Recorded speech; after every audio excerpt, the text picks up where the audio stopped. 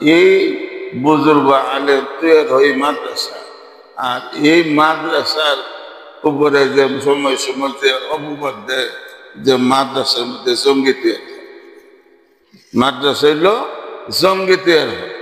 আমরা এটা খুব গিলি যে যে দলের তাই না, ওই দলকে আমরা এত প্রাধান্য দলবাজি করি, দিনবাজি নেই। দলে যেটা করি, দলের নেতা যেটা দলবাজি করে, হাসরের ময়দানে যখন এই দুনিয়া থেকে দলবাজি করছেন, এখন একজন দাঁড় করে বোঝে এটা শেখ মুজিবের দল। ওই আপনাদের নেতা যারা এই দুনিয়াতে দলবাজি করছেন, এই নেতার পিছনে লাইন রাখে। আরেকটা দল যদি করে যে এটা হলো জিয়াউর রহমানের দল, যারা দুনিয়াতে দলবাজি করছে এই নেতার পিছনে দাঁড়ায়। আরেকটা দল হলো হাসিনার দল, এই দলে যারা দলবাজি করছে তাদের পিছনে দাঁড়ান। আরেকটা দল হলো খালেদা জিয়ার দল, তাদের পিছনে দাঁড়ান। এই সময় যাইবেন? হ্যাঁ, কোন দলে যাইবেন?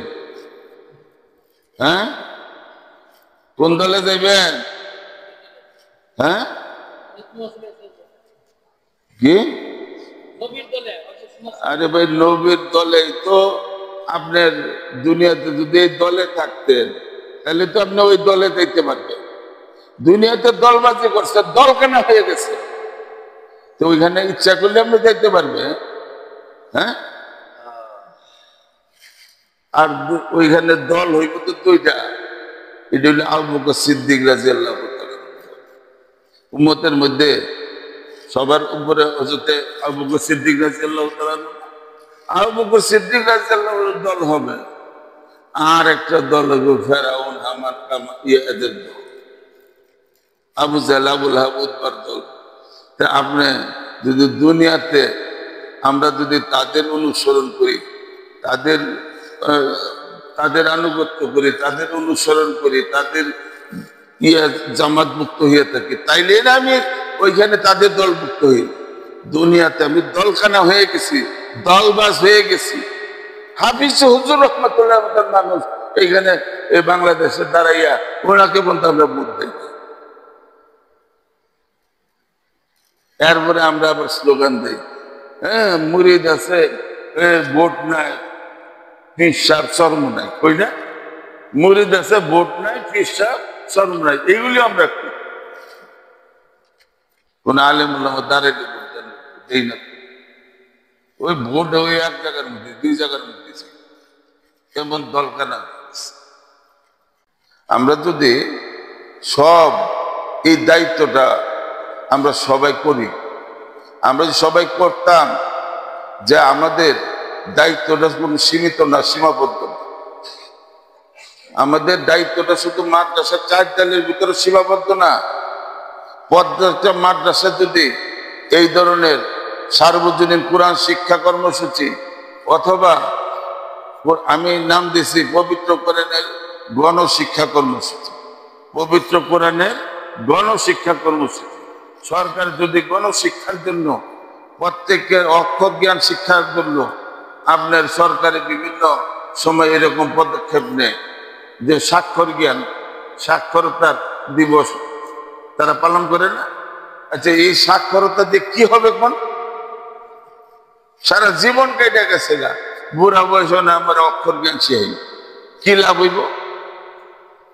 যদি সরকার এই কর্মসূচি নিত যে এই দেশে যারা মুসলিম জনগোষ্ঠী আছে, যে প্রত্যেকটা মুসলমানকে কোরআন শিক্ষা দেওয়া হোক, বাধ্যতামূলক কোরআন শিক্ষা করা হোক, প্রত্যেকটা মসজিদে মসজিদে কোরআন শিক্ষার ব্যবস্থা করতে হবে, প্রত্যেকটা মাদ্রাসাওয়ালা, শুধু মাদ্রাসা না, তাদের আত্রাফ এলাকার বাসী তাদেরকে কোরআন শিক্ষা দিতে হবে, প্রত্যেকটা মসজিদে মসজিদে কোরআন শিক্ষা দিতে হবে। তাহলে এই দিনের শিক্ষা, এই ইসলামের শিক্ষার এই 12টা বাজবে। কিরকম 12টা বাজছে, কি অবস্থায় রাখছি আমরা কোরআনের শিক্ষার অবস্থানটা?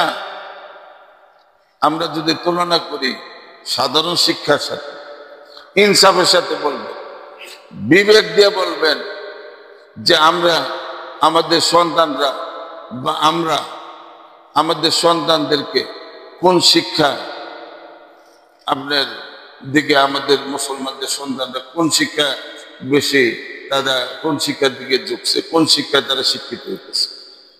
হ্যাঁ, জেনারেল শিক্ষা কি, তাদের পরিমাণ কিরকম হবে, তাদের পরিমাণ কি জেনারেল শিক্ষা? হ্যাঁ, আরে বেশি পার্সেন্টেজ বলেন না, সবকিছু তো মাপা যায়। আপনি তো অনেক বেশি করছেন, আমি 98ও কই না। এখানে কয়জন আছেন আপনারা আমার এলাকার? এক একজন তো একই জায়গার পেয়েছেন, একই জেলার থেকে আইছেন। এখানে দিয়ে আন্দাজ করেন যে আমার এলাকার ছাত্র কত? 99% আমি বলবো না। দিনের শিক্ষাটাকে এটাকে এত অবহেলা করতেছি, সৈন্যের কোঠায় নামায় নিয়ে আসছি। কোরআনের শিক্ষা সৈন্যের কোঠায় এসে গেছে।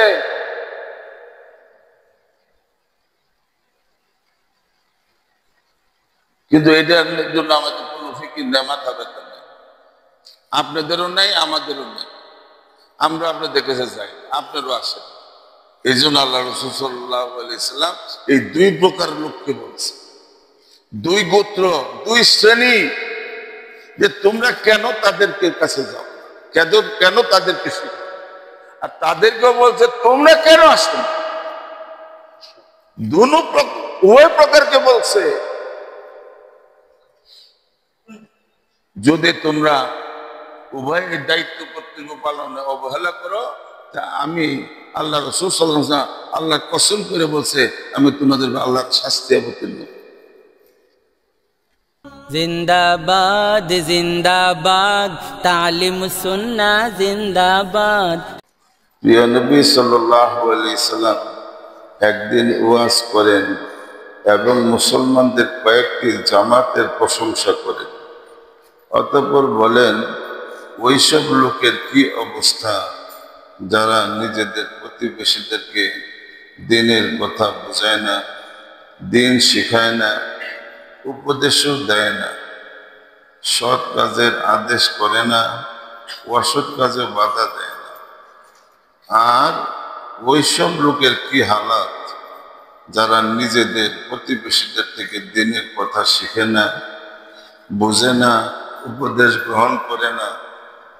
আল্লাহর কসম, হয়তো সকলেই নিজ নিজ প্রতিবেশীদেরকে অবশ্যই দ্বীন শিখাবে, দ্বীনের কথা বোঝাবে, উপদেশ প্রদান করবে, সৎ কাজের আদেশ এবং অসৎ কাজের নিষেধ করবে।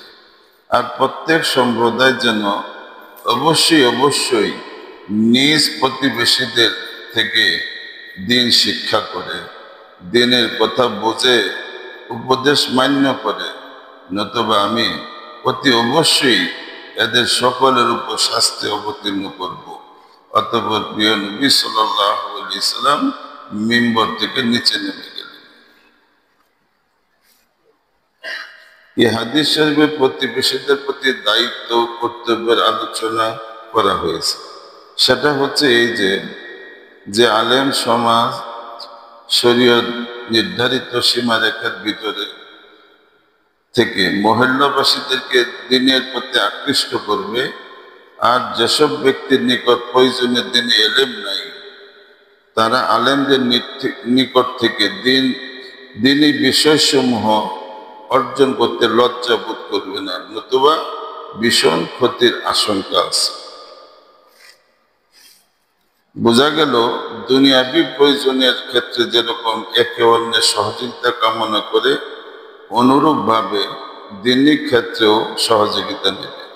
দ্বীনি ক্ষেত্রে এর সহযোগিতা বা সহযোগিতার তলব দুনিয়াবি সহযোগিতা বা সহযোগিতার তলব হতে কয়েক গুণ বেশি জরুরি। সাথে সাথে এটাও বোঝা গেল যে যেমনই ভাবে মহল্লার কেউ যখন শারীরিক কোনো ক্ষতির শিকার হয়, তখন তাকে সাহায্য করা হয়, অনুরূপভাবে যখন কেউ দিনই দিক দিয়ে কোনো ক্ষতির শিকার হয় তখন সাধ্য অনুযায়ী তাকে সহযোগিতা করতে হবে। এই হাদিসটা আপনার আলোকে যদি আমরা চিন্তা ফিকির করি তাহলে এখানে আমাদের দায়িত্ব, আমাদের উভয় শ্রেণীর দায়িত্ব, যে আমরা যারা মাদ্রাসায় আছি আমাদের দায়িত্ব কি, যে আমাদের কাজের পরিধি কতটুকু, শুধু এই 4 দেয়ালের ভিতরে সীমাবদ্ধ না আরো আছে, এই এর বাইরে যারা আছে মাদ্রাসার পড়োশী যারা আছে তারা আপনার এরা তো মুসলিম, তারা তো মুসলমান, তাদের সেই তারা কি আমাদের প্রতিবেশী না? তারাও তো আমাদের প্রতিবেশী। আরেক অর্থে ধরেন আপনারা যারা আছেন, আপনারা যারা মাদ্রাসার সাথে সম্পৃক্ত, আপনারা কিন্তু আমাদের প্রতিবেশী। আপনাদের আমাদের এই মাদ্রাসার আপনারা পরিবারভুক্ত। আপনার সন্তানকে আপনি এখানে দিচ্ছেন, যেটা আপনার সন্তানের জন্য আপনি পছন্দ করলেন, যে আপনার সন্তান এখানে কোরআন শিখবে, এলেম শিখবে, আলেম হবে, হাফিজ হবে, এটা আপনার সন্তানের জন্য আপনি পছন্দ করলেন। কিন্তু এইটা কি আপনার নিজের জন্য প্রয়োজন না? আপনার নিজের জন্য প্রয়োজন আছে না? কারণ একজন মুসলমান হিসেবে আমাকে এই পরিমাণ তো দিন শিক্ষা করা, যেটা প্রত্যেকটা মুসলমানের জন্য এটা ফরজ, প্রত্যেকটা মুসলিমের জন্য এটা ফরজ। প্রত্যেকটা মুসলমান, পুরুষ হোক মহিলা হোক, সকলের জন্য এটা ফরজ। শহরের জন্য, গ্রামবাসী সকলের জন্য, ধনী গরিব সকল স্তরের মুসলমান। এজন্য সকল বয়সে, সকল শ্রেণী পেশা মানুষ, সকল বয়স, যেমন সাধারণত এখন আমরা মাদ্রাসার মধ্যে শুধু যে গুরুত্বটা দেই সেটা হলো বাচ্চাদেরকে, ছোট বাচ্চাদেরকে, শিশুদেরকে শিক্ষা দেওয়া, শিশু বাচ্চাদেরকে মক্তবে ভর্তি করা।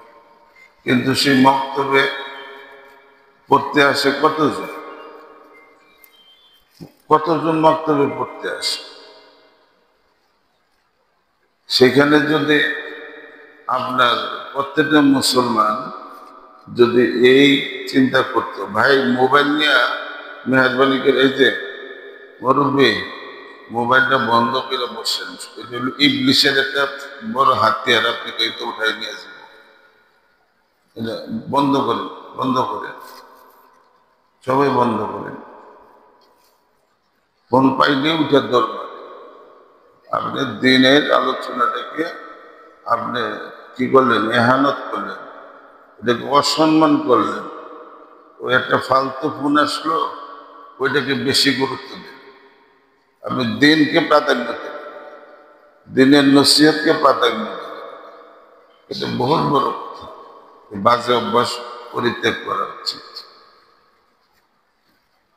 তো এখন চিন্তা করেন, যদি সবাই এই দায়িত্বটা বুঝতো যে আমাদেরকেও এলেম শিক্ষা করা, কোরআন শিক্ষা করা এটা ফরজে আইন। এতটুকু কোরআন তো এই পরিমাণ আমাদেরকে শিখতে হবে যে আমাদের নামাজ পড়তে হইলে কোরআন পড়তে হবে, কোরআন তেলাওয়াত করতে হবে, কেরাত পড়তে হবে। এই পরিমাণ কেরাত আমাদেরকে সহি শুদ্ধভাবে শিখতে হবে। এবং আমাকেও শিখতে হবে এবং আমার অধীনস্থ যারা তাদেরকেও শিখাইতে হবে। কেন আমি মুসলিম। মুসলিম মানে কি, যে যারা মুসলিম হবে, যারা আমরা মুসলিমের যে গুণ, যে বৈশিষ্ট্য, সেটা হলো যে নিজেকে সম্পূর্ণভাবে আল্লাহর অধীনে করে, তার মধ্যে নিজস্ব বলতে কিছুই থাকবে না। নিজের কোনো পথ মত খেয়াল খুশি কোনো কিছু যদি থাকে তাহলে সে পরিপূর্ণ মুসলিম হইতে পারবে। আল্লাহ তাআলা তো ওই যারা ঈমানদার তাদেরকেই তো আল্লাহ বলছেন, ইয়া আইয়ুহাল্লাযীনা আমানু উদখুলু ফিস সিলমি কাফা। কাদেরকে বলছেন?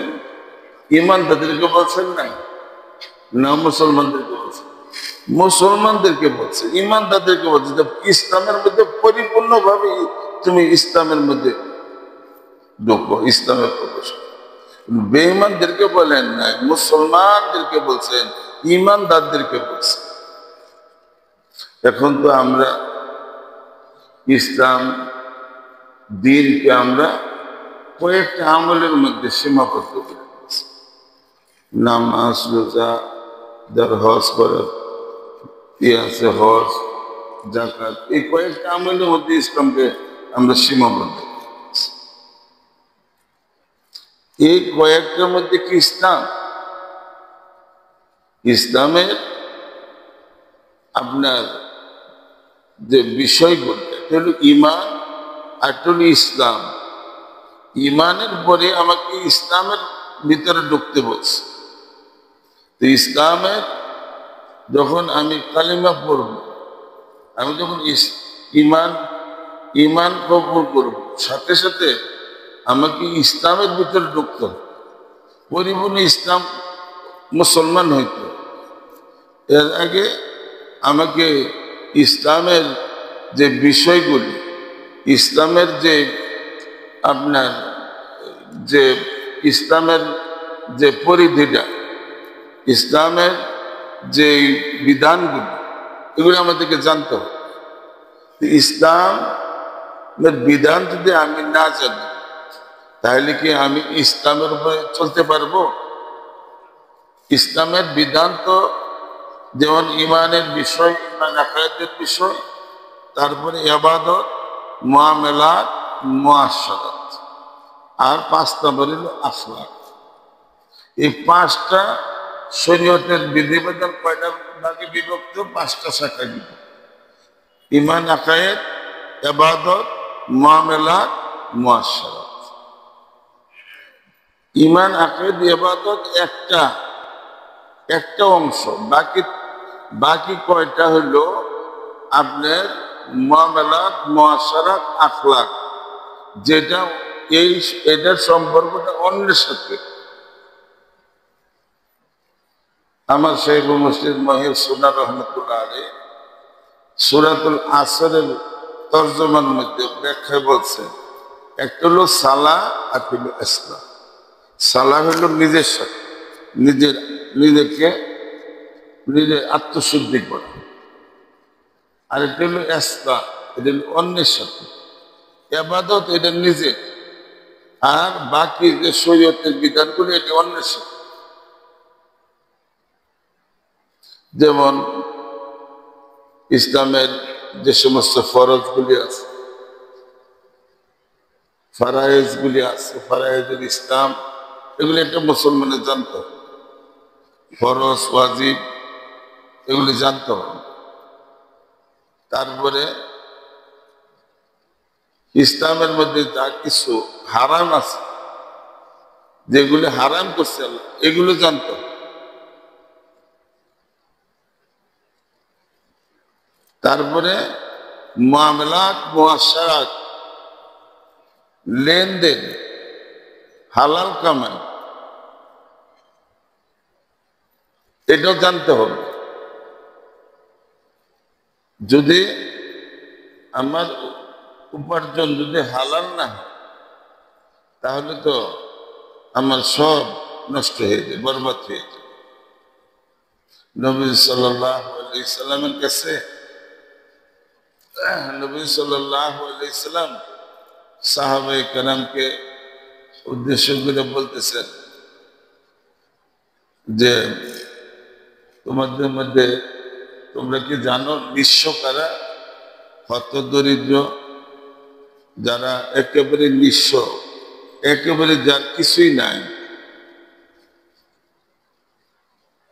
তো সাহাবায়ে কেরাম রাদিয়াল্লাহু তাআলা বললেন যে নিঃস্ব তো তারা যাদের অভাবী, অর্থ সম্পদ নাই, কোনো কিছুই নাই, বাড়ি ঘর নাই, দরিদ্র। নবীজি সাল্লাল্লাহু আলাইহি ওয়াসাল্লাম বললেন না, তোমরা যাদেরকে নিঃস্ব বলতেছো এরা প্রকৃত নিঃস্ব না। নিঃস্ব হলো ওরা যে যারা নাকি এই দুনিয়াতে থেকে তারা অনেক ইবাদত বন্দেগী, অনেক নেকি নিয়ে তারা হাসরের ময়দানে উঠবে, আখিরাতের হাসরের ময়দানে উঠবে। সেদিন আল্লাহ তাআলা বলবেন যে যাও, আমার হক যেগুলি ইবাদত বন্দেগীর হক এগুলি পরে হবে, তোমরা আগে তোমার বান্দার কোনো হক তোমার জিম্মা আছে এগুলি আগে পরিষ্কার করো, আমার বান্দার সাথে মামলা পরিষ্কার করো, যেটা হুকুকুল ইবাদ। একটা হলো আল্লাহর হক, একটা হলো বান্দার হক।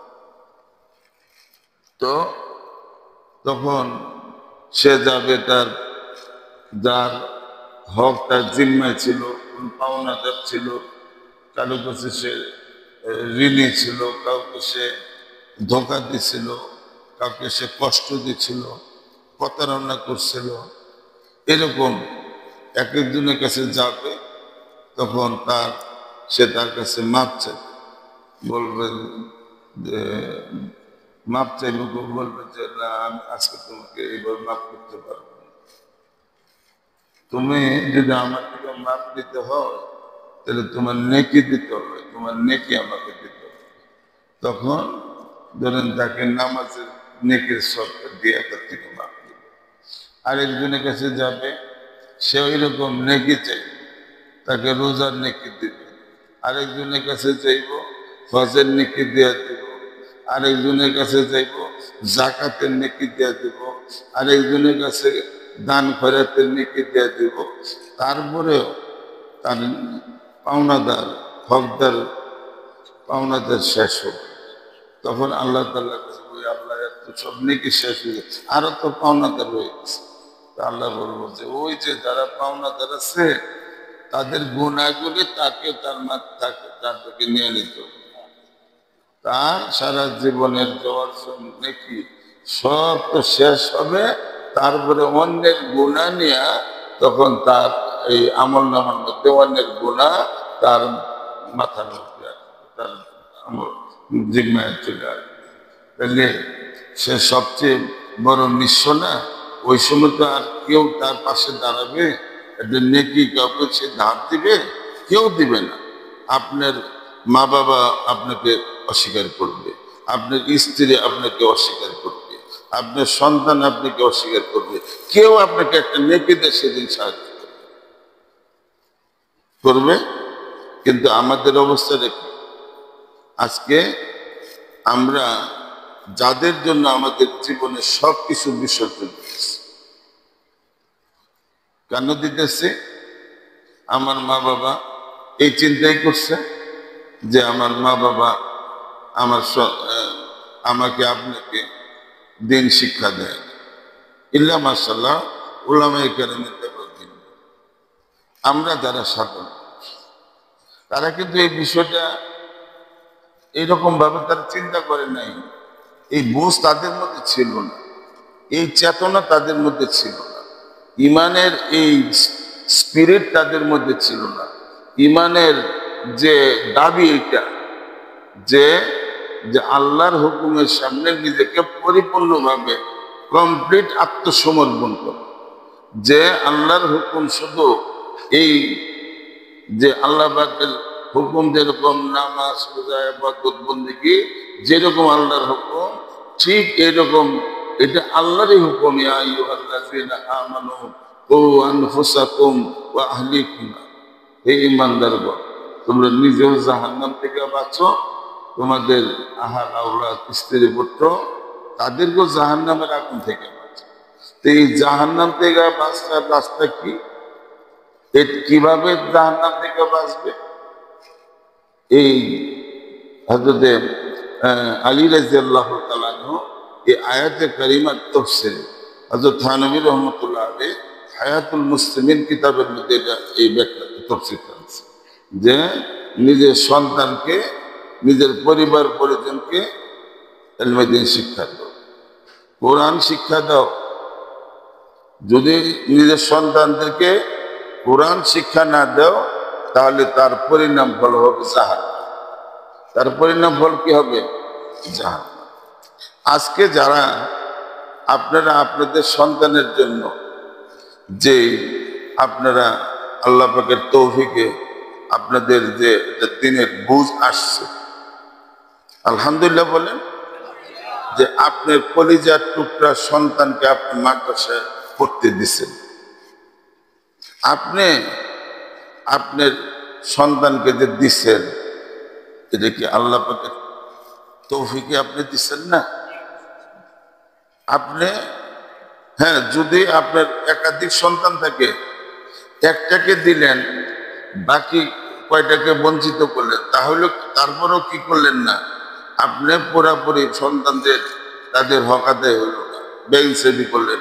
একজনকে দিলেন বাকিদেরকে বঞ্চিত করলেন, একজন দিলেন বাকি 5 জনকে বঞ্চিত করলেন, তাহলে কি আপনি ইনসাফ করলেন? উচিত কি ছিল যে আপনার পরিবার বলছে এই কথা বলে নেই, আপনার সন্তানকে একজন করে বলছেন আহলিকুম না, আহালকে। আহাল বলতে আপনার পরিবার, যাদের উপরে আপনার কর্তৃত্ব আছে। আপনি প্রত্যেকে হাদিসে বাকের মধ্যে আছে কুল্লুকুম রাইন ওয়া কুল্লুকুম মাসউলুন আন রাইয়াতিহি, তোমরা প্রত্যেকেই তোমাদের পরিবারের কর্তা, তোমাদের পরিবার সম্পর্কে তোমাদের জবাবদিহি করতে হবে। আল্লাহ তাআলা যদি জিজ্ঞাসা করে যে তুমি তোমার এই ছেলেকে এই কোরআন শিক্ষার জন্য মাদ্রাসায় দিলা, বাকি 4টারে কেন বঞ্চিত করলা? আর ছেলে মেয়ে সন্তানের মধ্যে ইনসাফের মুআমালা করা পিতামাতার জন্য এটা ওয়াজিব। কথা বুঝেন নাই? এটা ওয়াজিব যে ইনসাফের মুআমালা করতে। এখন যদি আল্লাহ পাক আপনাকে তৌফিক দিচ্ছেন, আপনি একজনকে দিচ্ছেন বাকিদের জন্য, এই ফিকির পয়দা করার জন্য তো আজকের মেহনত, যে যারা তাদেরকে দিতে পারেন নাই, আপনার বাকি ছেলেরা বড় হয়ে গেছে, চাকরিজীবী হয়ে গেছে, ব্যবসায়ী হয়ে গেছে, তারা দেশে বিদেশে আছে, কিন্তু আপনার পিতামাতা হিসাবে আপনাকে আপনার এখনো আপনি আগে সেটা বুঝেন নাই, এখন আপনি বুঝছেন যে হ্যাঁ আমি কি করলাম, আমার তো এতটুকু আমার সন্তানদেরকে প্রত্যেকেই তাদেরকে জরুরিয়াতে দিন, ইলমে দিন, কোরআন শিক্ষা দেওয়া, এটা তো আমার সব সন্তানকে জন্য এই শিক্ষা দেওয়া, এটা আমার জন্য আমার পিতামাতা হিসেবে এটা আমার দায়িত্ব ছিল। কিন্তু আমি তো পারলাম না, তখন তো আমি বুঝি নাই, এখন তো বুঝে আসছে। এখনো কি আপনার আল্লাহ তাআলা কাউকে এরকম এমন কোনো হুকুম করেন না যেটা তার পক্ষে করা সম্ভব? আপনার সন্তানকে এখন আপনি বোঝান, তাদেরকে নসিহত করেন, বলেন, বারবার বলেন, বারবার বোঝান, বাবা আমি তো পারি নাই, আমি তো তোমাদেরকে শেখাইতে পারি নাই, সেই সময় এই সুযোগ ছিল না। আজকে থেকে 20 বছর 30 বছর আগে এত মসজিদ মাদ্রাসা কি ছিল গ্রাম এলাকায়? কিছু ছিল না। আলহামদুলিল্লাহ এখন গ্রামে গ্রামে মাদ্রাসা হয়ে গেছে না, এখন তো সেই সুযোগ আল্লাহ তাআলা করে দিচ্ছেন। তো এখন আপনি তাদেরকে বলতে থাকেন, তাদের জন্য দোয়া করতে থাকেন, তাদের জন্য চেষ্টা করতে থাকেন, তাদেরকে কিছু বই পুস্তক কিনা দেন, তাদেরকে কিছু বই পুস্তক কিনা দেন, যে বেহেশতি জোর কিতাবটা পড়বা, এই নেশাবের তালিমুস সুন্নাহটা পড়বা, এই তালিমুস সুন্নাহ কিতাবটা পড়বা। এরপরে আরো যে সমস্ত কিতাব আছে এগুলি উলামায়ে কেরামের কাছ থেকে জিজ্ঞাসা করে নির্ভরযোগ্য যে সমস্ত কিতাব, নিজে নিজে যারা উলামায়ে কেরাম আহলে হক আলেম যারা আছে এই ধরেন এই সমস্ত আলেমদের কাছে জিজ্ঞাসা করবেন যে কোন কিতাবটা পড়া আমার ছেলেদেরকে পড়তে দেবে। তো এরকম ভাবে তারা বলে দেবে যে এই কিতাবটা পড়া, এই কিতাবটা পড়া। এরকম ভাবে তিনি বই পুস্তক তাদেরকে তো শুধু জাগতিক শিক্ষা দিচ্ছেন, এখন তো বাংলায় অনেক ইসলামিক বই পুস্তক বেরিয়েছে, অনেক বই পুস্তক বেরিয়েছে। তাদেরকে এই বইগুলি পাঠাই দেন, বিদেশে থেকে পাঠাই দেন, আর নিজের ঘরের মধ্যে আপনার অন্য ছেলে মেয়েদেরকে বলেন যে ভাই হ্যাঁ বাবা আসো, বিবিরে বসো, আসো আমরা 1 ঘন্টা তালিম করব, আধা ঘন্টা তালিম করব। বেহেশতি জোরের এই থেকে কিতাব খুলে একটা পৃষ্ঠা বইলে শোনা, তালিমুস সুন্নাহ থেকে একটা পৃষ্ঠা বইলে শোনা, তারপরে ফাজাইল আমল থেকে এক একদিন এক একটা কিতাব থেকে কিছু বইলে শোনান। দেখবেন এরকম ভাবে করতে করতেই আল্লাহ তাআলা এই নসিহতের মধ্যে, আল্লাহ তাআলা এই নসিহতের মধ্যে, এই তালিমের মধ্যে আল্লাহ এর মধ্যে বরকত রাখছে। হ্যাঁ, আপনি করেন, দেখবেন ইনশাআল্লাহ ফায়দা হবে। হায়াতুল মুসলিমিন কিতাব হয়তো থানবির মধ্যে এর দিকে একটু একটু পড়ে করে শোনান, কেন আপনার দায়িত্ব, আপনাকে বাঁচতে হবে, আল্লাহর সামনে আপনাকে আমাকে জবাবদিহি করতে হবে। সেখানে জবাবদিহিতার মধ্যে আমরা যাতে আল্লাহর আদালতে আসামি না হয়ে যাই। এমনি আমরা ভুল করছি, সবাইকে সে সময় শিখাই নাই, সুযোগ শিখানোর সুযোগ হয়নি। তো একদিকটা এখন আমি যাতে আমার এই সন্তানদের পরিবারের এই দিনই দায়িত্বটা, যেটা আমার উপরে দায়িত্ব, এটা যাতে আমি করতে এখন থেকে আর কার মূলত না। আরেকটা বিষয় হলো যে এখন আমরা আমাদের পিতামাতার আমরা সমস্ত মিরাজ পাইছি, পিতামাতার জমা জমি ব্যবসা বাণিজ্য সব আমরা তাদের উত্তরে দেখেছি, আমরা পাইছি। তারা আমাদেরকে এই দুনিয়াবী শিক্ষা, কামাই রোজগারে গড়া শিক্ষা এগুলি দিয়ে গেছেন। কাউকে বিভিন্ন ডাক্তার বানাইছেন, ইঞ্জিনিয়ার বানাইছেন, MA BA পাস করাইছেন, কিন্তু দিন শিক্ষা নেই, দিনের শিক্ষা তারা দেননি। এখন এই যে আমার পিতামাতা যে দিনের শিক্ষা আমাদেরকে দেন নাই, এই জন্য আল্লাহ তাআলার আদালতে আল্লাহ পাক যদি আমার পিতামাতাকে কবরে শাস্তি দেয়, জাহান্নামের শাস্তি দেয়, কেন আমি তো আমার সন্তানের হক নষ্ট করছি, আমার সন্তানকে তো দিন শিখাই নাই, কোরআন শিক্ষা দেয় নাই, তার মধ্যে আখিরাতের ফিকির পয়দা করি নাই, আল্লাহর ভয়ের শিক্ষা দেয় নাই। এখন এই কারণে যে আমার পিতামাতা আযাবের মধ্যে আছে, তা আমি এই পিতামাতার সম্পদ আমি ভোগ করতেছি, আমি ওই পিতামাতার সন্তান হিসেবে দুনিয়াতে পরিচিত, তাদের সহায় সম্পত্তি সব ভোগ করতেছি, আর আমার পিতামাতা কবরে আযাব ভোগ করতেছে। তাইলে কি আমি কি আমার পিতামাতার আপনার সুপুত্র হইলাম, সুসন্তান হইলাম, উফাদার সন্তান হইলাম, গাদ্দার সন্তান হইলাম? আমার সন্তান কবরে আযাব, পিতামাতা আযাব ভোগ করতেছে, আমি পারি এখন আমার পিতামাতাকে ওই থেকে মুক্তি করার, আযাব থেকে মুক্ত করা। আমার পিতামাতার কবরে আযাবে আছে, সে থেকে আমি মুক্ত করার জন্য আমি আর কাছে আল্লাহ তাআলা ব্যবস্থা রেখে দিয়েছি। আল্লাহ তাআলা এর রাস্তা আছে, হাদিসে পাকের মধ্যে আছে। সেই একজন এক পিতা তার মৃত্যুর সময় তার স্ত্রীর সন্তান সম্ভব আছে, তার পেটে বাচ্চা ছিল, তখন তার বিবিকে ওসিয়ত করে গেছে যে আমার যদি সন্তান হয় তাকে দিন শিখাইবা, এলেম শিক্ষা দিবা, কোরআন শিক্ষা দিবা। তো ওসিয়ত করে মারা গেছে। তখন হযরত ঈসা আলাইহিস সালাম একদিন দেখেন এই কবরের পাশ দিয়ে যেতেছে, দেখেন যে এই কবরের মধ্যে কঠিন শাস্তি হইতেছে।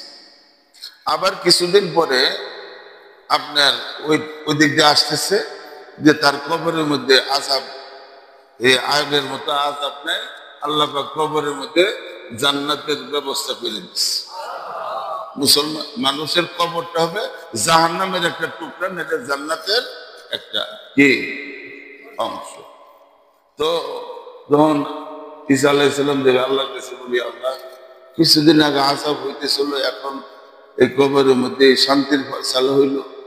আল্লাহ তাআলা বললেন যে তার দুনিয়াতে একটা তার স্ত্রীর গর্ভে একটা সন্তান ছিল, সে ওসিয়ত করে গেছিল যে আমার যদি সন্তান হয় আগে তাকে দিন শিখাইবা, ইসলাম শিখাইবা, এলেম শিক্ষা দিবা। তো তার স্ত্রী তার কথা শুনছে। এই সন্তান ভূমিষ্ঠ হওয়ার পরে তাকে শিক্ষার বয়স হওয়ার পরেই তাকে উস্তাদের কাছে পাঠাইছে।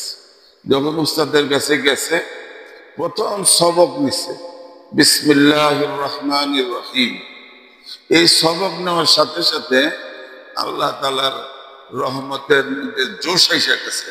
আরে আমার এই ছোট্ট একটা মাসুম বাচ্চা বলতেছে আমি আল্লাহর নামে শুরু করতেছি, যিনি রহমান রহিম, যিনি পরম দয়াল, অতিশয় দয়াল।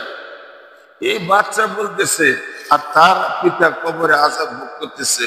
এই জন্য আল্লাহ তাআলা কি করলেন, এই সাথে সাথে তার পিতা কবরে আযাব মাফ করে দিলেন। কাজে আমরা যারা আমাদের পিতা মাতার প্রতি মহব্বত আছে না, মহব্বত থাকতেই হবে। পিতা মাতার মহব্বত, এটা পিতা মাতার একটা হক। এক নম্বর হইলে আজমত, পিতা মাতার প্রতি শ্রদ্ধাশীল হওয়া, পিতা মাতার প্রতি শ্রদ্ধাশীল হওয়া, এটা হলো এক নম্বর। শ্রদ্ধা থাকতে হবে। 2 নম্বর মহব্বত থাকতে হবে। 3 নম্বর ইতাআত থাকতে হবে। এগুলি অপরিহার্য হক পিতা মাতা। তো পিতা মাতার প্রতি মহব্বত কার না আছে? এখন একদিকটা আমি যদি একটু সময় বের করি, একটু যদি আমি কোরআন শিক্ষার জন্য একটু ওস্তাদের কাছে যাই, একটু ছাত্র হই, তাহলে এর দ্বারা কি হবে যে আমার পিতা মাতা যে কাজটা, যে দায়িত্বটা পালন করতে পারে নাই, যা কোনো কারণে হয় নাই, আমি যদি একটু কোরআনের ছাত্র হয়ে যাই, আলেমের ছাত্র হয়ে যাই, আল্লাহ পাক কি করবেন, সাথে সাথে আমার পিতা মাতার কবর আযাব মাফ করে দিবেন। আমি কি আমার পিতা মাতার প্রতি এতটুকু দয়া করতে পারি না ভাই? আমি কিসের পিতা মাতার কিরকম সন্তান হইলাম? আমি পিতা মাতার সবকিছু ভোগ করতেছি, সেই পিতা মাতার আজকে কবরে যদি আযাবের মধ্যে থাকে, আমার একটু মেহনত, একটু সদিচ্ছা, একটু যদি আমি এইরকম না, এখন আমার পক্ষে তো ওইটা সম্ভব না যে আমাদের তালেব ইলমদের মতো এরকম ভাবে এই মক্তব থেকে দাওরা পর্যন্ত পড়া, এরকম সম্ভব না। আর এতটুকু তো ফরজও না। এতটুকু কি ফরজ? এই ইলমে দ্বীন শিক্ষা করা একটা পর্যায়ে হলো ফরজে আইন, একটা স্তর, আর একটা হলো ফরজে কিফায়া। ফরজে আইন যতটুকু, এতটুকু আমাদের জন্য ফরজ। আর এর চেয়ে বড় স্তরে যদি কেউ বসতে চায়, আলেম হইতে চায়, হাফেজ হইতে চায়, মুফতি হইতে চায়, তাহলে ওইটা তো ফরজে আইন। এটা প্রত্যেকটা সমাজের মধ্যে, এলাকার জনসংখ্যা অনুপাতে ওই এলাকার মধ্যে একজন বড় মুফতি, একজন বড় আলেম, একজন মুফাসসির, একজন কারি, একজন হাফেজ, এটা সমাজের মধ্যে একজন থাকতে হবে। ওইটাও কি লোক সংখ্যা অনুপাতে। যে এমন যে এই এলাকার মানুষের মধ্যে যত দিনই তাকাজা আছে, এই মুফতি সাহেব, এই কারি সাহেব, এই হাফেজ সাহেব, এরা যাতে পুরা এই এলাকার জন্য তারা এই তাকাজাটা পুরা করতে, ওই ফরজ একটা হয়। কিন্তু ফরজ পরিমাণ এলেম শিক্ষা এটা প্রত্যেকটা মুসলমানের জন্য ফরজ। এটা আপনার বাবার জন্য ফরজ ছিল, আপনার দাদার জন্য ফরজ ছিল, আপনার পরদাদার জন্য ফরজ ছিল। এটা আপনার জন্য ফরজ, আপনার সন্তানের জন্য ফরজ। এখন আপনার এই সন্তান বড় হয়ে গেছে, এখন তাদের জন্য রাস্তা খোলা আছে। আপনি সাধ্যমতে আপনি চেষ্টা করেন, আপনি ইচ্ছা করলে আল্লাহ রাস্তা করে দেবেন ইনশাআল্লাহ। হ্যাঁ, কেউ যদি আল্লাহর দিকে এক বিগত আগে বাড়ে, আল্লাহ পাকের রহমত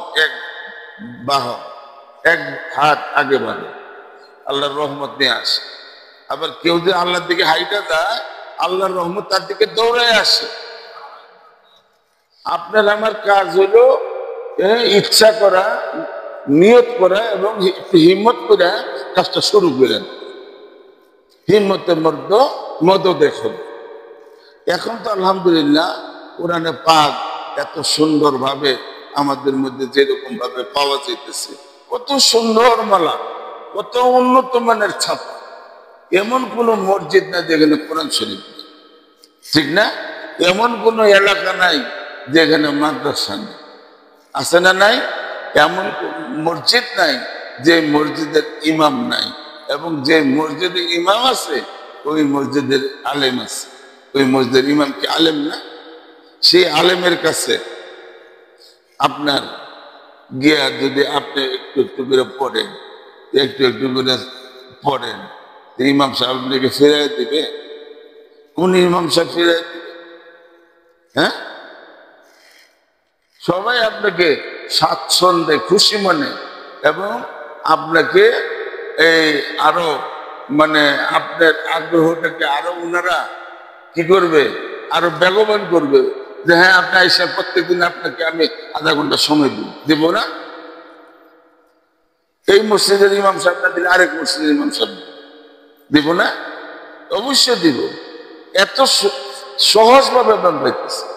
কিন্তু যখন সাহাবায়ে কেরাম রাদিয়াল্লাহু তাআলা আনহু ওনাদের সময় কোরআন পড়াটা একটা অপরাধ ছিল। কোরআন পড়াটা অপরাধ ছিল, জীবনের হুমকি ছিল। হযরত আলী ওমর রাদিয়াল্লাহু তাআলা আনহু তখন ইসলাম কবুল করেন নাই। উনি খোলা তলোয়ার নিয়ে বেরিয়েছে নবী সাল্লাল্লাহু আলাইহি সাল্লামকে হত্যা করার জন্য। রাস্তার মধ্যে গিয়ে একদিন বলছে, নিজের ঘরের খবর লো না, তোমার বোনের জন্য তারা যে মুসলমান নিচ্ছে, ঘরের খবর লো না, তাই নাকি কहो? তখন উনি রাস্তা পরিবর্তন করে আগে নিজের বোনের বাড়ি গিয়েছে। গিয়া শুনে ঘরের ভিতরে কান লাগাই শুনে কোরআন শরীফের তেলাওয়াত তাও কানের মধ্যে আসছে। পরে গিয়ে দরজা ধাক্কা দিচ্ছে, যে পড়াইতেছিল সর্বনাশ উমর এসে গেছে। উনি তো চোখের তলে গিয়ে পলাইছে, আর এখন বোন তো দরজা খুলে দিচ্ছে, খুলতেই লাগাই দিছে কয়েকটা, রক্ত বাড়িয়ে গেছে। আবার বোনের জামাই ইচ্ছা মতো মারছে। তখন উমর রাদিয়াল্লাহু, বোন তো উমরের বোন, যে ভাই তুমি তো যেরকম খাত্তাবের ছেলে, আমিও খাত্তাবের মেয়ে, তোমরা আমার দেহ থেকে প্রাণ বাইর করতে পারবা, কিন্তু আমার দেহ থেকে ঈমান বাইর করতে পারবা। তখন উমর রাদিয়াল্লাহু তাআলা বলতে, আচ্ছা বোন তুমি কি পড়তেছিলে একটু দেখাইতা, তুমি অপবিত্র, যাও পবিত্র হয়ে আসো। পরে হযরত উমর রাদিয়াল্লাহু তাআলা যে তলোয়ার নিয়ে আল্লাহ রাসূল সাল্লাল্লাহু আলাইহি সাল্লামকে হত্যা করার জন্য ছুটছিল, এই তলোয়ার নিয়ে হযরত উমর রাদিয়াল্লাহু তাআলা আল্লাহ রাসূল সাল্লাল্লাহু আলাইহি সাল্লামের কদমে নিয়ে রাখছে যে আল্লাহ রাসূল আমাকে ইসলাম কবুল করেন, আমি মুসলমান। আমি কল্যাণ নিতে আসছি না, আমি কল্যাণ দিতে আসছি। চিন্তা করেন ওই কিরকম জমানা ছিল এটা। হযরতে আমর ইবনুল আস রাদিয়াল্লাহু মদিনা পাক থেকে অনেক দূরে, মদিনার এক প্রান্তে, সেই মদিনার থেকে অনেক দূরে ওনার বাড়ি। সেই সময় মদিনা শরীফে এসে থাইকা ইসলাম কবুল করা, ইসলাম শিখা। উনি আগে মুসলমান ছিল, বাচ্চা মানুষ, কিন্তু মদিনা শরীফ আইসা এখানে যে নবী সাল্লাল্লাহু আলাইহি ওয়াসাল্লামের কাছে থাইকা সাহাবায়ে কেরাম থেকে ইসলাম শিখবে, কোরআন শিখবে, সেই সুবিধা ছিল। তো উনি কি করলেন, উনি আপনার ওই চিন্তা করলো যে আমার তো কোরআন শিখতে হবে, কেমনে শিখব?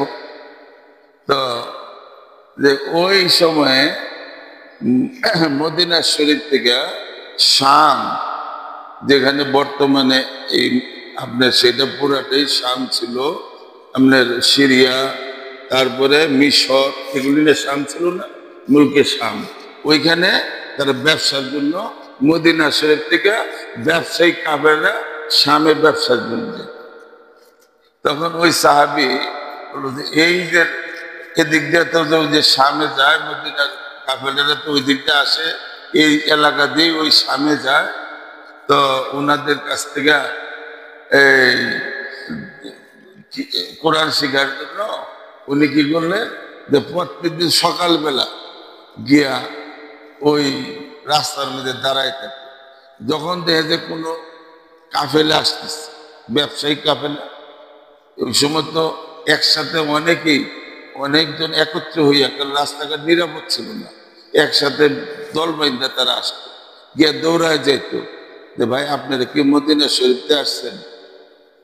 হ্যাঁ, মদিনা থেকে আছে। ভাই আপনাদের মধ্যে কে কোরআনের কারি আছে, কে কোরআন জানেন, কে কোরআন, আপনার কোরআন যদি আপনারা জানেন তাহলে আমাকে একটু কোরআন শিখাই দেন না।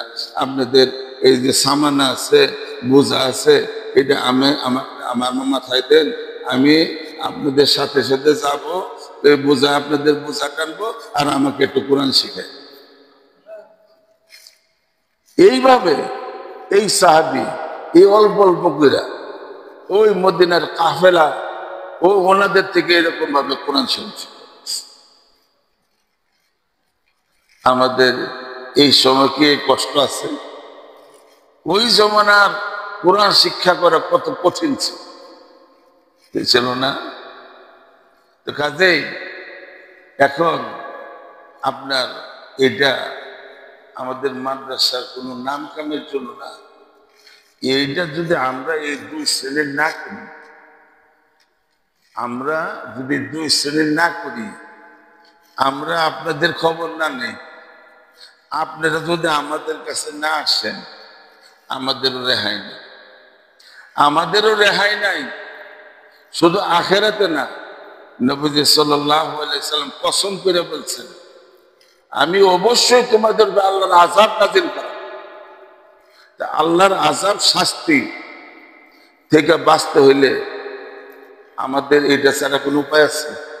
আপনাদের কোনো উপায় আছে? হ্যাঁ, উপায় আছে? তো কাজেই শুধু ইসলাম বা দিন এই কয়েকটা ইবাদতের মধ্যে না। আজকে যদি আমরা এই যারা ব্যবসা বাণিজ্য করি, ব্যবসা বাণিজ্যের যদি মাসালা না জানি, যে ব্যবসায় যে শরীয়তের বিধিবিধানের মধ্যে অন্যতম লেনদেন, হালাল কামাই। ইমাম মুহাম্মদ রহমাতুল্লাহ আলাইহিকে একজনে বললেন যে আপনি এত কিতাব লেখছেন, আপনি আত্মশুদ্ধির কোনো কিতাব লেখেন নাই, তাজকিয়াতুন নফসের কোনো কিতাব লেখেন নাই। ইমাম মুহাম্মদ রহমাতুল্লাহ বলছেন, হ্যাঁ, আমি তো এই ব্যাপারে সবচেয়ে বড় কিতাব লিখছি। আপনি কি কিতাবুল বইও পড়েন নাই? এটাই তো সবচেয়ে বড় আত্মশুদ্ধির কিতাব।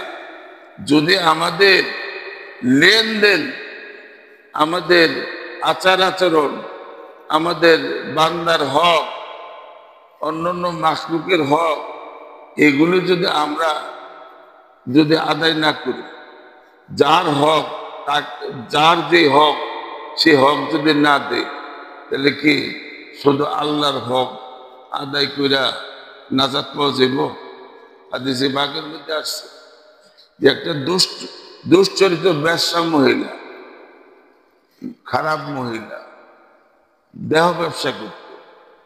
সে একদিন মরুভূমিতে যাইতেছে, দেখে যে একটা কুকুর এই কুয়ার চতুর্দিকটা মাটি চাটতেছে, মাটি চাটতেছে। কুয়ার দেখছে না, কুয়ার পাশে মুখের মাটিগুলি ভিজা থাকে না, তো মাটি চাটতেছে। মহিলাটা মনে করে যে কুত্তা তো পিপাসিত, মনে হয় পানির জন্য এরকম করতেছে। তো ওই মহিলাটা কি করলো, তার কুকুরটার প্রতি তার দয়া হল।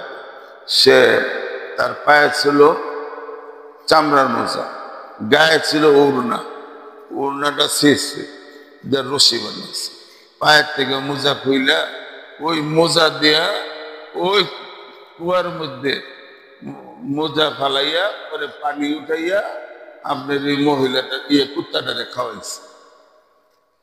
এইটার একটা মাখলুকের হক আদায় করছে, খেদমত করছে। আল্লাহ তাআলা ওই জমানার পয়গম্বরের কাছে ওহী পাঠাইছে, এই মহিলাটাকে আমি মাফ করে দিচ্ছি। মহিলাটার কোনো ফরজ আমল ছিল? এটা ওয়াজিব আমল ছিল ভাই। এই একটা মাখলুকের সেবা করে আল্লাহ পাক তাকে মাফ করে দিচ্ছে। মাখলুকের হক আছে না? পিঁপড়ার পর্যন্ত হক আছে, পিঁপড়ার হক আছে। এক পয়গম্বর শরীরের মধ্যে পিঁপড়া কামড় দিছে, অনেকগুলি পিঁপড়া আছে, ডলাতে শক্তি মেরে দিচ্ছে।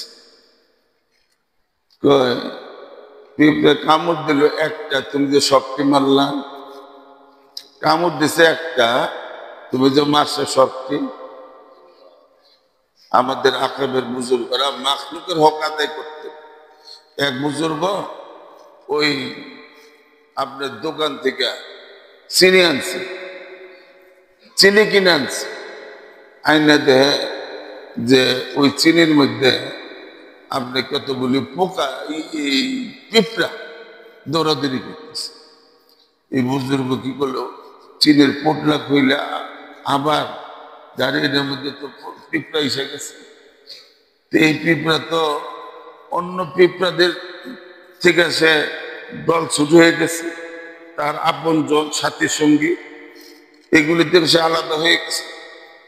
তো এখন তো এই পিঁপড়া গুলো ওই আপন জনদের থেকে বিচ্ছিন্ন হওয়ার কারণে হেরা পেরেশান হবে, এবং তার যারা আপন জন তারা এদের জন্য পেরেশান হবে।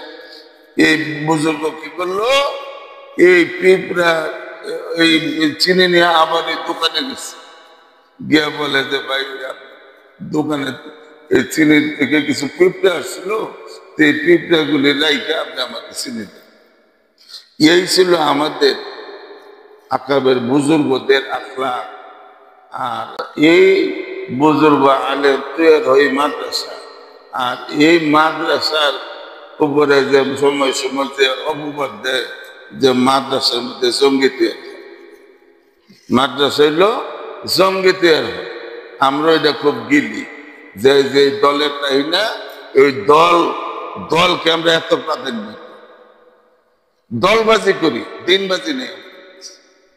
দলে যেটা করি, দলের নেতা যেটা দলবাজি করে, হাসরের ময়দানে যখন এই দুনিয়া থেকে দলবাজি করছেন, এখন একজন দাঁড় করে বোঝে এটা শেখ মুজিবের দল।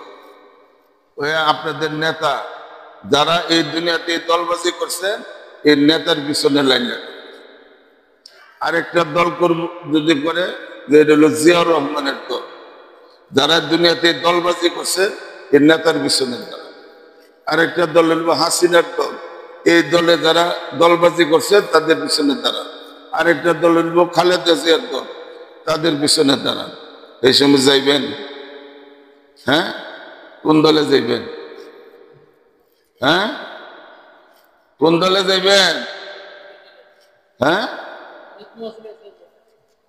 কি আরে ভাই নবীর দলেই তো আপনার দুনিয়াতে যদি এই দলে থাকতেন তাহলে তো আপনি ওই দলে যাইতে পারবেন। দুনিয়াতে দলবাজি করছে, দল কেন হয়ে গেছে, তো ওইখানে ইচ্ছা করলে আপনি যাইতে পারবে। হ্যাঁ, আর ওইখানে দল হইব তো দুইটা, এটা হইল আবু বকর সিদ্দিক রাদিয়াল্লাহু তাআলা। উম্মতের মধ্যে সবার উপরে হযরতে আবু বকর সিদ্দিক রাদিয়াল্লাহু তাআলা। আবু বকর সিদ্দিক রাদিয়াল্লাহু দল হবে, আর একটা দল হবে ফেরাউন হামান এদের দল, আবু জাহল আবুল আহাব উতবার দল। তা আপনি যদি দুনিয়াতে আমরা যদি তাদের অনুসরণ করি, তাদের তাদের আনুগত্য করি, তাদের অনুসরণ করি, তাদের জামাত মুক্ত হয়ে থাকি, তাইলে না আমি ওইখানে তাদের দলভুক্ত হই। দুনিয়াতে আমি দলখানা হয়ে গেছি, দলবাজ হয়ে গেছি। হাফিজ হুজুর রহমতুল্লাহ মানুষ এইখানে এই বাংলাদেশে দাঁড়াইয়া ওনাকে বলতে আমরা ভোট দেই। এরপরে আমরা আবার স্লোগান দিই, হ্যাঁ মুরিদ আছে ভোট নাই, পীর সাহেব শরম নাই, কই না? মুরিদ আছে ভোট নাই, পীর সাহেব শরম নাই, এইগুলি আমরা করি। কোন আলেম ওলামা দাঁড়াইলে ভোট দেই না, ওই ভোট ওই এক জায়গার মধ্যে দুই জায়গার মধ্যে কেমন দলকানা। যাই হোক, কথা বেশি লম্বা চড়া করবো না, আমার নরসিংদীতে প্রোগ্রাম আছে, চাইতে হবে। তো আমরা শোনেন, আমরা কোনো আমাদের দায়িত্বই দিয়েছি, আমরা যদি সব এই দায়িত্বটা আমরা সবাই করি, আমরা সবাই করতাম, যে আমাদের দায়িত্বটা কোনো সীমিত না, সীমাবদ্ধ না। আমাদের দায়িত্বটা শুধু মাদ্রাসার 4 দেয়ালের ভিতরে সীমাবদ্ধ না। প্রত্যেকটা মাদ্রাসা যদি এই ধরনের সার্বজনীন কোরআন শিক্ষা কর্মসূচি, অথবা আমি নাম দিছি পবিত্র কোরআনের গণশিক্ষা কর্মসূচি, পবিত্র কোরআনের গণশিক্ষা কর্মসূচি, সরকার যদি গণশিক্ষার জন্য প্রত্যেকের অক্ষর জ্ঞান শিক্ষার জন্য আপনার সরকারি বিভিন্ন সময় এরকম পদক্ষেপ নেয়, যে স্বাক্ষর জ্ঞান, সাক্ষরতার দিবস তারা পালন করে না।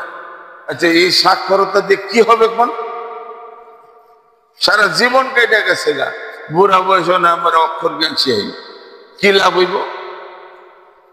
যদি সরকার এই কর্মসূচি নিত, যে এই দেশে যারা মুসলিম জনগোষ্ঠী আছে, যে প্রত্যেকটা মুসলমানকে কোরআন শিক্ষা দেওয়া হোক, বাধ্যতামূলক কোরআন শিক্ষা করা হোক, প্রত্যেকটা মসজিদে মসজিদে কোরআন শিক্ষার ব্যবস্থা করতে হবে, প্রত্যেকটা মাদ্রাসাওয়ালা, শুধু মাদ্রাসা না, তাদের আত্রাব এলাকার বাসী তাদেরকে কোরআন শিক্ষা দিতে হবে, প্রত্যেকটা মসজিদে মসজিদে কোরআন শিক্ষা দিতে হবে।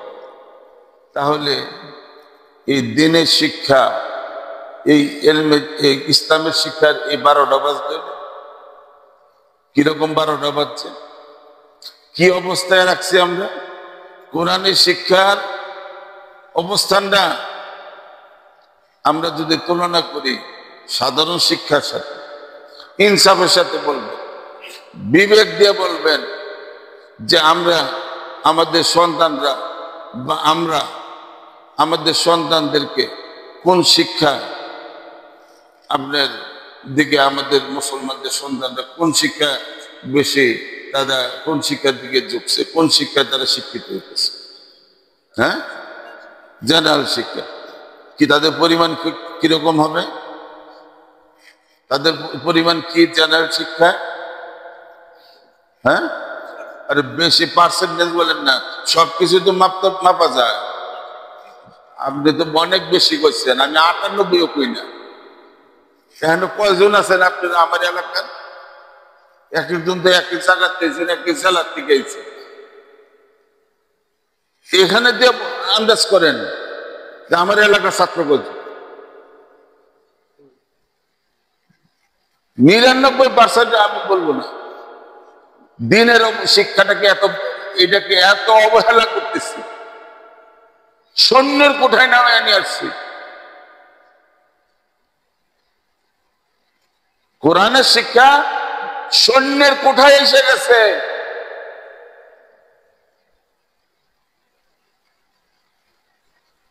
কিন্তু এটার জন্য আমাদের কোনো ফিকির নেই, মাথা ব্যথা নেই, আপনাদেরও নেই আমাদেরও নেই। আমরা আপনার দেখেছে চাই, আপনারও আসে। এই জন্য আল্লাহ রাসূল সাল্লাল্লাহু আলাইহি সাল্লাম এই দুই প্রকার লোককে বলছে, দুই গোত্র, দুই শ্রেণী, যে তোমরা কেন তাদেরকে কাছে যাও, কেন তাদেরকে শিখো। আর তাদেরকে বলছে তোমরা কেন আসো না। উভয় প্রকারকে বলছে, যদি তোমরা উভয়ের দায়িত্ব কর্তব্য পালনে অবহেলা করো, তা আমি আল্লাহ রাসূল সাল্লাল্লাহু আলাইহি ওয়াসাল্লাম আল্লাহ কসম করে বলছে আমি তোমাদের আল্লাহর শাস্তি অবতীর্ণ।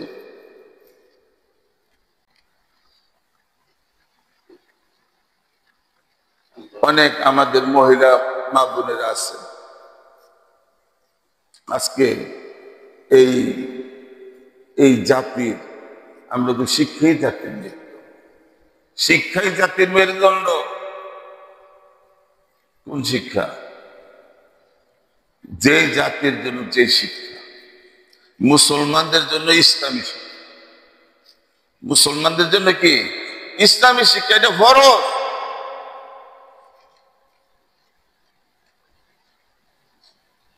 শুধু পুরুষরা শিখবে, মহিলারা শিখবে না, তাদের জন্য এটা ফরজ। আমাদের মায়েদের, মহিলাদেরকে গর্ব করা উচিত, তারা যদি তাদের মহিলাদের ইসলামের জন্য অবদান, ইসলামের জন্য অবদান পুরুষদের চেয়ে মহিলাদের কম না। সর্বপ্রথম নবীজি সাল্লাল্লাহু আলাইহি সাল্লামকে নবী হওয়ার পরে সর্বপ্রথম যিনি প্রথম দেখছেন তিনি কে ছিলেন? হযরত খাদিজা রাদিয়াল্লাহু তাআলা।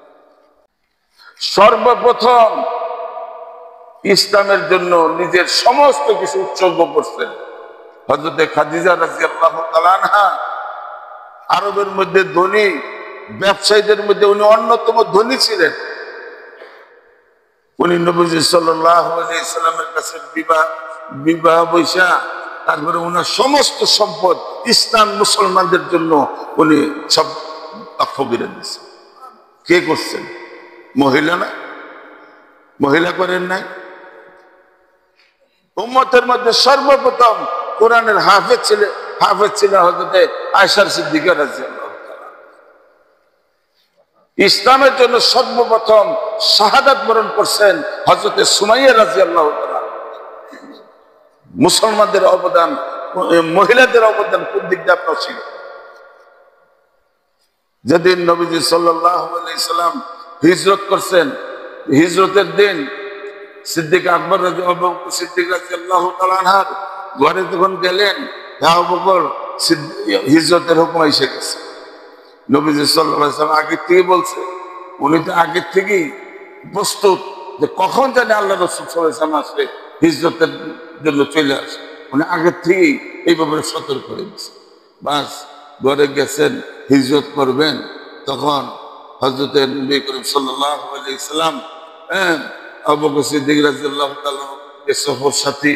এখন ওনারা প্রথম সেই গারে সোর, মক্কার মুকাররমা থেকে 3-3.5 মাইল দূরে সেই গারে সোরের পাহাড়ে গিয়ে ওইখানে আত্মগোপন করছে।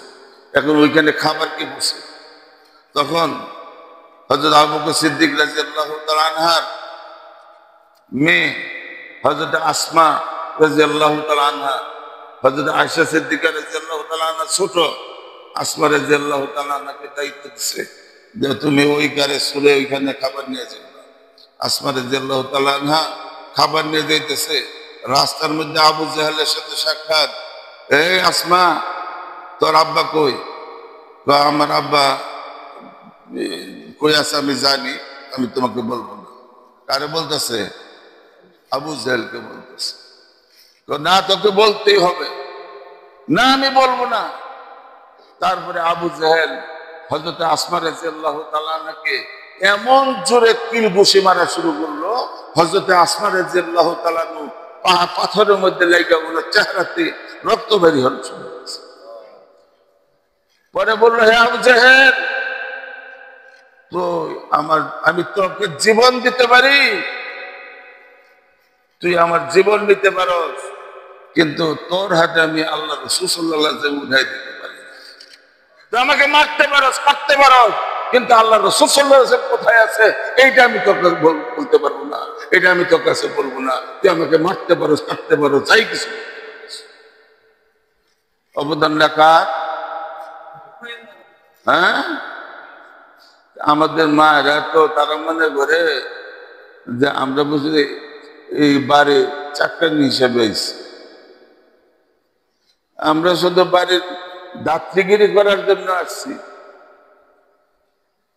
আমাদের আর কোনো ডিউটি নাই, কোনো কাজ নাই। আরে মহিলাদের অবদান বেশি, এবং একটা মহিলাই পারে, একজন মহিলাই পারে তার স্বামীকে সংশোধন। আমার শাইখ মুর্শিদ মহির সুন্নাহ হযরত আল্লাহ হারবি রহমতুল্লাহ আলাইহির কাছে শুনছি, এক আপনার মেয়ে, নেককার মেয়ে, দিনদার, তার বিয়ে হয়েছে এক নায়েবের সাথে, তহসিলদার। বিয়ের প্রস্তাব ফাইনাল হয়েছে, তো বিয়ের সাথে তো পাত্রী শেষমেশ কথাবার্তা পাকাপাকি হইলে পরে পাত্রী দেখলে পরে বিয়ে হয়। তো এখন বাপে শুনছে তহসিলদার নায়েব ঘুষ খায়, বাপে বিয়ে দিব না, উল্লে গেছে। এখন মেয়ে বলে, না বাবা, আপনার একটা মেয়েকে কয়জনে দেখে, যেহেতু আমাকে সে দেখে বলেছে, যেহেতু সে আমাকে দেখে বলেছে, আমাকে তার কাছে বিয়া, এই এর কাছে আমাকে বিয়া দিচ্ছে। মেয়ে কি করছে, বাড়ির থেকে ধরে সপ্তাহখানেকের জন্য খাবার দাবার সব সাথে নিয়ে গেছে। গেছে যাইতেই বালকিতে নামে সালাম দিছে, আসসালামু আলাইকুম রাহমাতুল্লাহ। এরা তো আমরা কেমন বউ আইতে মুসরে সালাম মারলো ব্যক্তিরে। আচ্ছা, গেছে, গিয়া কয় যে আমার একটা নামাজের বিস্তার, নামাজ পড়ছে। তখন স্বামী স্ত্রী বইসা খাবো, এখন কয় না আমি খাবো না, আমার খাবার আমি আমার বাপের কাছে নিয়ে আসছি। কেমন কথা, কেন খাইবা না? আমি এই জন্য খাবো না, শুনছি তুমি নাকি বস খাও, আমি হারাম খাবো। আমাকে তুমি খাওয়াইতে পারো, তুমি যদি ওয়াদা করো যে আজকে থেকে আর গোশ খাইবা না, এ তওবা যদি করতে পারো, তাইলে আমি তোমার বাড়িতে খাবো। এমন বাসর এতে যদি বিবি হিসাবে পেগম ধরে, বেগমে যদি পেগম ধরে, তাহলে আপনার বিয়ার কোনো তখন আর কোনো বেলতা হ্যাঁ বাসর এতে আপনার ব্যাখ্যা করছে না, আমি কথা দিতেছি আর আমি গোশ খাবো না, হারাম খাবো না, তোমারও খাবো। তারপরে দেখেন এই বিবি, এই মহিলার ছেলে, সে তো সে নামাজি হয়েছে, দিনদার পারে না, এটা মহিলা পারে, এটা মহিলা পারে। আর এই মহিলাই যদি পারে আপনার হাফ প্যান্ট বানাই লাইতে, আপনার দিনদারি হাফ প্যান্ট বানাই লাইব, কেমনে কেমনে হাফ প্যান্ট বানাইব আমি বুঝি না। ঈদের মধ্যে আমারও তো দিবাই যা কিছু একেবারে মাথা থেকে পায়ের নখ পর্যন্ত যা কিছু স্বর্ণ অলঙ্কার সবকিছু দিতে লাগবো। এরপরে আমার বাপের বাড়ি সবাই দিতে লাগবে। তারপরে আমার এত হাত খরচ দেওয়া লাগবে, আমার মার্কেটিং এর খরচ দেওয়া লাগবে। আপনি সীমিত আয় করেন, 10,000 টাকা আপনি মাসে আয় করেন, এখন আপনার বিবির পিছনে আপনি 30,000 টাকা, আপনি কি দিনদারি ঠিক থাকবো? আপনার হাফ প্যান্ট বানায় ফেলাইব না? মহিলারাই পারে। হযরত উম্মে সুলাইম রাদিয়াল্লাহু তাআলা আনহা, হযরত আনাস রাদিয়াল্লাহু তাআলা আনহার মা, বাবা মারা গেছে, তখন আনাস রাদিয়াল্লাহু তাআলা আনহার পিতা মারা গেছে, তখন হযরত তালহা রাদিয়াল্লাহু তাআলা আনহার কাছে বিয়ে হয়েছে। তালহা রাদিয়াল্লাহু তাআলা আনহার সাথে যখন বিয়ে হয়েছে তখন আল্লাহ পাক একটা সন্তান দিছে, নাম হইল উমাইর। তো হযরত তালহা রাদিয়াল্লাহু তাআলা আনহু সফরে গেছে, এর মধ্যে বাচ্চা অসুস্থ, বাচ্চাটা মারা গেছে। উনি যেদিন আসছে, ঘরে আসছে, রোজা অবস্থা ছিল, ওনার স্ত্রী কি করলো, বাচ্চা উমাইরকে গোসল টোসল করে কাফন করে আলাদা করে রেখে দিচ্ছে, রেখে দিছে। এখন উনি আগে থেকে স্বামী আসছে, স্বামীর জন্য খানা তৈরি করছে, সুসজ্জিত হয়ে রয়েছে। আজকাল তো মহিলারা ইল্লা মাশাআল্লাহ জামাইরে দেখায় এর কাপড় 70 তালি, যত পুরান কাপড় আছে সব জামাইরে দেখাইব। আর যখন বাইরে যাইব তখন যত নতুন কাপড় আছে, কাপড়ের মধ্যে এরপরে যত রকমের অলংকার আছে, খুশবু আছে, সব তখন আপনি বাজারে যাইব, বেড়াইতে যাইব, বিয়া খাইতে যাইব। আর জামাইরে দেখাইব একেবারে 70 তালির জন্য কাপড়। উল্টা করে না? উচিত তো হইলো জামাইকে সুন্দর কাপড় পরা,